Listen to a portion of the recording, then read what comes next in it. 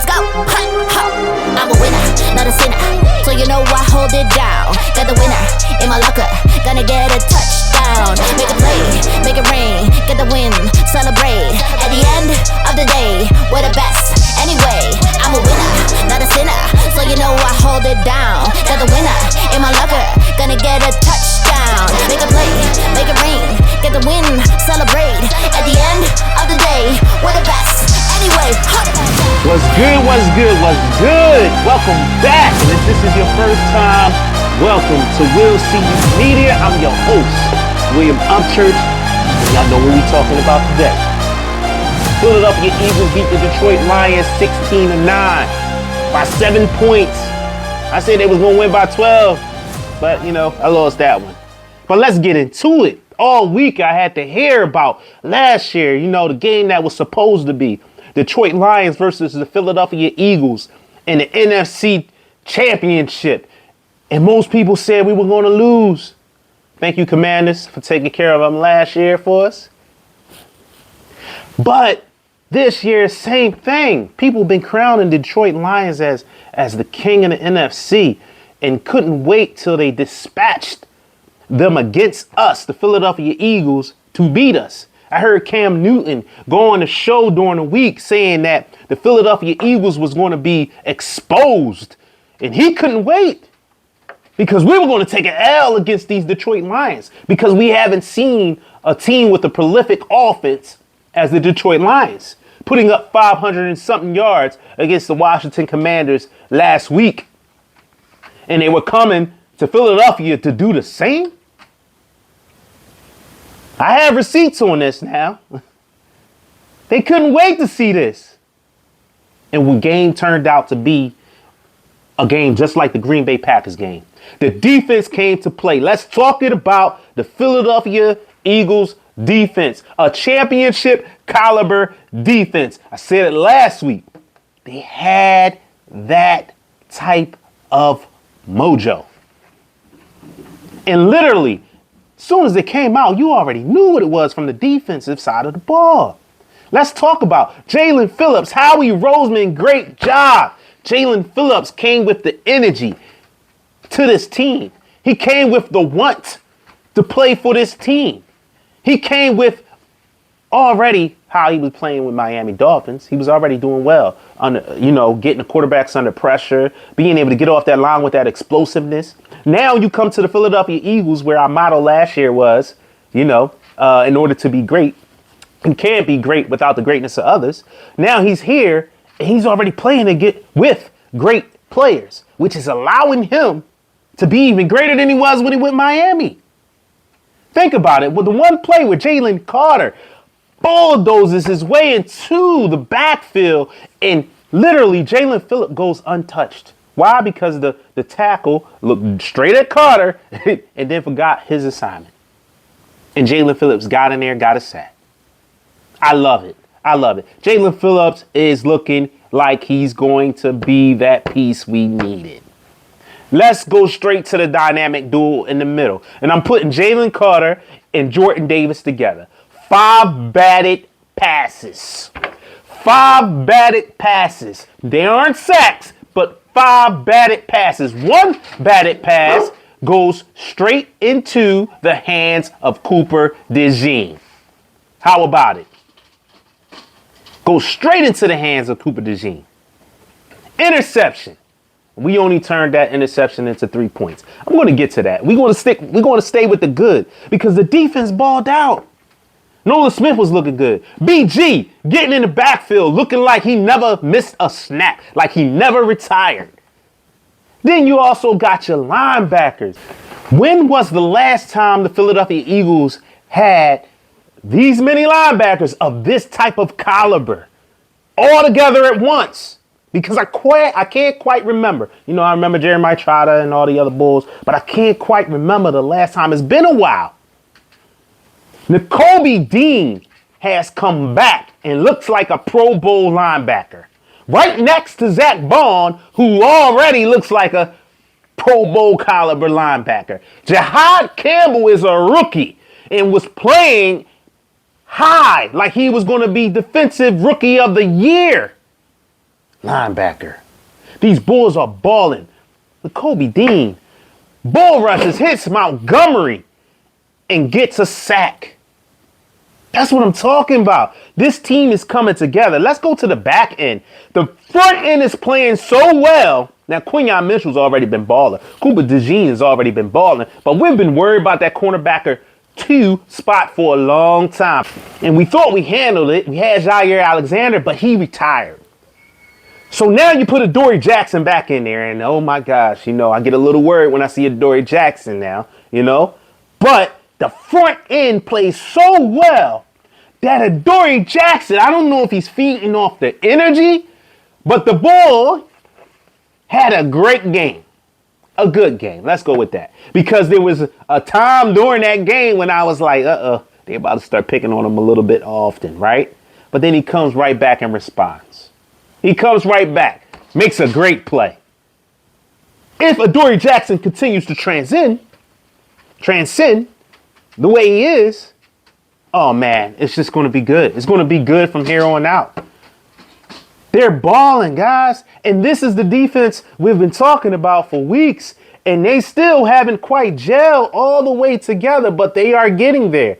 And that's scary because as of today, they are championship caliber defense. All right. Now let's go ahead and move to the bad because I don't want to hold y'all too long today. The Philadelphia Eagles offense still looks in shambles. It came out with the 3 passes straight from the beginning of the game. You had one going to Devontae Smith, who could not catch the ball. You had one going to Dallas Goedert, who could not catch the ball. Then you had one going to A.J. Brown, who was on his knees and caught the ball. But the thing about the offense is, and that's why I'm going back. I don't care what nobody says. I'm going back to the offensive coordinator, Kevin Patella, because they don't have an identity. And part of the reason they don't have an identity is because he doesn't have an identity in his mind. They can still gel it and become better and come together. A lot of those passes last night, I don't know if the wind was affecting it as well, or if it was also just execution. Sometimes you can tell the execution part, but Jalen Hurts threw a lot of deep balls, and them deep balls was not good balls. So I don't know if it was because of the wind or also because of him, but Jalen Hurts did not have a good game. Okay? He did not. However, even without him having a good game, he did not turn the ball over. And that is major. Because when your defense balling out like that, you don't want to turn the ball over to them and put them in a bad situation. Like down at the 20-yard line, they only got 20 yards to help defend, which we have seen in the past during this year, right, from the offense. So 135 yards, if I'm correct, from Jalen Hurts. I forgot the exact completion ratio. It was probably like 18 to 25 or something. 18 to 20. It was something like that. 18 to 21, something like that. 14 to 21. I don't know. But 135 yards, no interceptions, no fumbles. He did get run in with the tush push for the touchdown, but the offense is lacking an identity. And I believe, again, it's coming from the offensive coordinator or whoever's decided to make this offensive book, but their vanilla offense, and it's just lacking creativity, lacking imagination. It's lacking the push for an identity. Okay, I like the fact that they kept feeding Saquon Barkley. He had 26 carries, right? They kept feeding him to keep trying to get that run game going, right? That's what you want to see, unless it's pushing you all the way back. But it's all about how, because I was watching, it's all about when you watch a series, one of the offensive series, and then you see how, okay, he's picking this play, this play, this play, this play. It could be all passes or it could be all runs, but he doesn't decide to do it. Like, who chose not to do the tush push that one time when we only needed a couple inches? But then you decide to do the two tush pushes when we were about 2 yards, third and 2, and then we didn't get it during that particular series, right? I don't think he's feeling the game. I don't know what it is. Can he get better? Yes, he can. With that defense right there, can we go to the Super Bowl? Yes, we can. Can we win a Super Bowl? Maybe, depending on the game.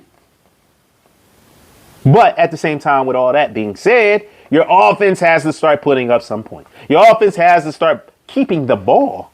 Your offense has to continue to make third down and win on third down. We don't want to go to fourth down. We don't want to keep seeing the tush push 30 times either.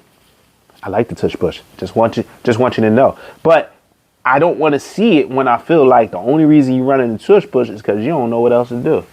There's a difference when you running the tush push because you know you about to get that 1 yard. But when you look like you don't know what you're doing, you just running tush push because that's the only play you can figure out right now. And I'm taking it straight to the top. You know how they say the S word, I'm not going to cuss. Stuff runs downhill. No, this is running uphill. I'm taking it straight to the top because you're going to have to let me know that you have somebody in there capable of calling these offensive plays and making sure that they get out there great. He has flashes of goodness. That's what keeps me optimistic. I see flashes of great calling. Now, the problem is I'm seeing a lot of the bad stuff more than I'm seeing the good. Okay? Again, execution was a part. Win was also a part. And not only that, Detroit Lions has a good defense. Let's keep it moving. The ugly Lane Johnson, as you may already know, he's out. He's out with a Lisfranc injury. 4 to 6 weeks. What does that look like? That looks like pushing us right into January. Prior to postseason, right? That's a good thing. The one thing I can say is Fred Johnson is playing well. Okay. We won't be able to do that jumbo package where we put the extra lineman out. Maybe you will be able to. The thing is, after Fred Johnson, the level of production at the moment, and I only say this because I like to keep things positive. The level of production actually comes down a lot because I'm not sure. Right? Hey guys, I appreciate y'all liking the content, but the level of production comes down. Okay. I would think it's Matt Pryor, I believe. So we need to figure that out. We're banged up on the offensive line. Cam Jurgens, he's in and out. He's in and out of play. So that's the ugly part. But, even with the ugly said, you go through a season, you expect injuries. You hope that it's not throughout the entire year, IR and all that stuff. But they're looking good. Next man up. Got to keep that mentality. And they can do it. And if the offensive coordinator put them in a better position to be able to succeed, once again, we can go back up there. We can get another championship, right? We get another championship. So that's it in a nutshell, man. Philadelphia Eagles next up game. Dallas Cowboys this week. They just beat the Raiders. They beat the Raiders. They whooped the Raiders' butt, right? They get to play us again. And we're going to Dallas. Y'all already know what it is. This week's going to be lit. Let's go get them, boys. Let's see. And after the Dallas Cowboys, it's the Chicago Bears on Black Friday. Listen, these boys can roll it out. We have the NFC in our hands. Tampa Bay Buccaneers lost this week. We have the NFC in our hands. The LA Rams are basically right with us with that 8-2, 7-2. They're right there with us with the 8-2 record. So, it's going to get interesting.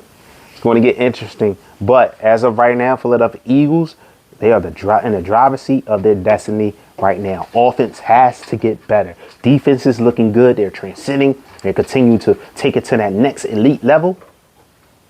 I love it. Listen, if you like this content, please hit that like. Please hit that share. Make sure you comment below. I don't care if you just say hello, how you doing, whatever. You can put 3 words or 3 letters that don't even make sense. It helps out the algorithm for my channel. I'm continuing to try to get this built up. Also, after games, I'm going to start going on live, maybe for like 10, 15 minutes, 20 minutes or whatever. Just come by and visit. You feel me? Other than that, first motivation material is coming out next week. For those that, are into the motivation stuff, inspiration stuff, you know what I'm saying? I think everybody could use it, especially in this journey. I appreciate everybody coming out with me. Motivate is what we do. Please motivate a loved one next to you. We out of here.